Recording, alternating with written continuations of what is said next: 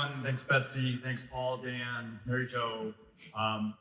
Give you a quick little background story. I've been with Duly for just over a year. This started when I had a conversation with Dr. Myre about 18 months ago. And I was interested in new opportunities, and I thought I wanted to do something, maybe in research at a research institution. But, Paul called, we sat down, had dinner, and I was very interested, initially because I knew there were so many good pieces at Duly, so many great physicians, and I really want to emphasize that. I know we talked about the breast team here, but doctors like Dr. Frank, Dr. Shahab, Dr. Desai, Dr. Miyasimic, Dr. Patel, Dr. Shah. I knew that we had a team that we could put together a few more pieces to make something really great. But I really want to say thank you for the doctors who've been here for many years. So I met with Paul, we talked through a few things, and I said, well, we can take these great components and we can create a sort of a research institution. I know drug companies would love to work with us. I know cooperative groups would love to work with us. We have patients, we have great physicians. And in doing this, we should most likely name this new entity so the community is aware of what we're doing. And I think I talked to Paul, and I think maybe we had a conversation with Dan, and they said, well, what do you think the name should be? And I naively said, I don't know. I don't think it matters. You can name it the Duly Cancer Institute, but Paul, let you decide.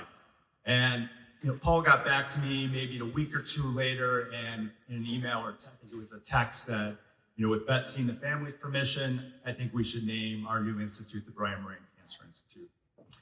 And I said, great, this is something we're gonna start working on right away.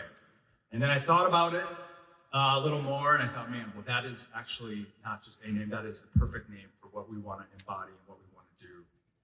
So I'll tell you a couple things about Brian Moran. I'm not sure if everybody knows these things. When Brian was 17 years old, he was diagnosed with testicular cancer. This is when he was a senior in high school. And it wasn't stage 1, this was advanced. So this had spread throughout his body. So he had surgery to remove the testicle.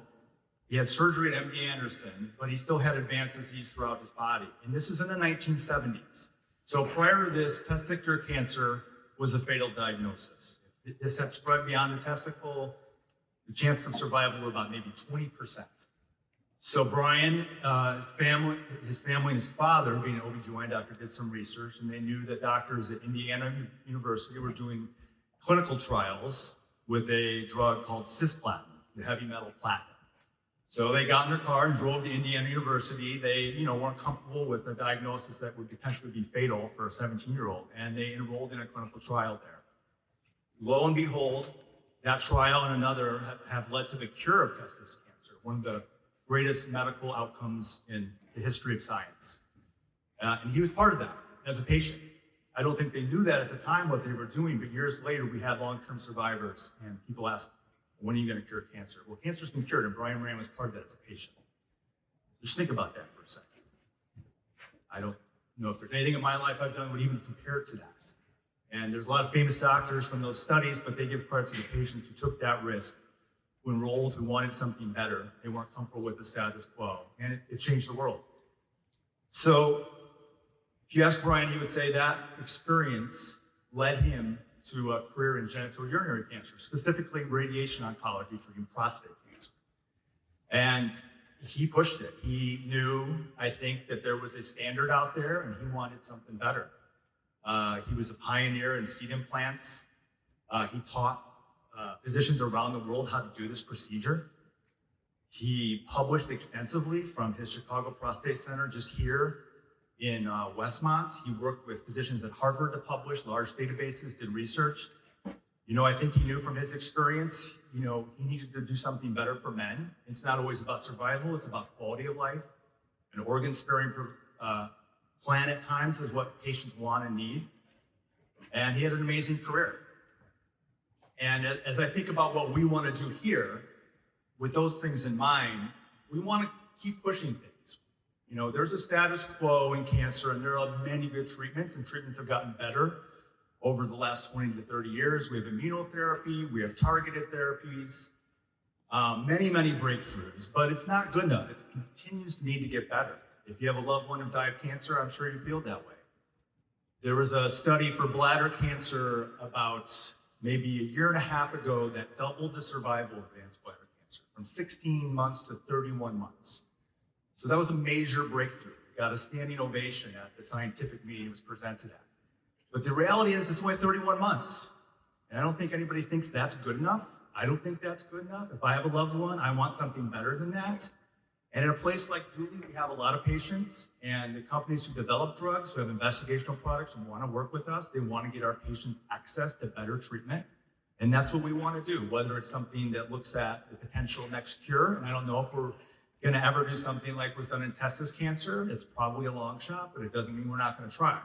So we're going to push that. We're going to try to get new therapies. We're going to work with the best drug development companies. We're on track to open over 20 clinical trials that we have open or been selected for within the next 1 to 2 months. So patients will have access to investigational products that may, change the world of cancer care. So we're very excited about that, and we're going to be very intentional about that. And the last thing about Brian, I will say, and this is what I actually remember the most, and having the privilege to take care of him as his physician, I had known who he was, but I had never met him. And he was diagnosed with stage 4 bladder cancer. He came to our clinic with his family, very upbeat and positive. And he told me about his experience with testicular cancer. And we started him on treatment. He did well, had a good response, and eventually lost his life to bladder cancer. But what I remember about him mostly, of all these things, is how he treated people.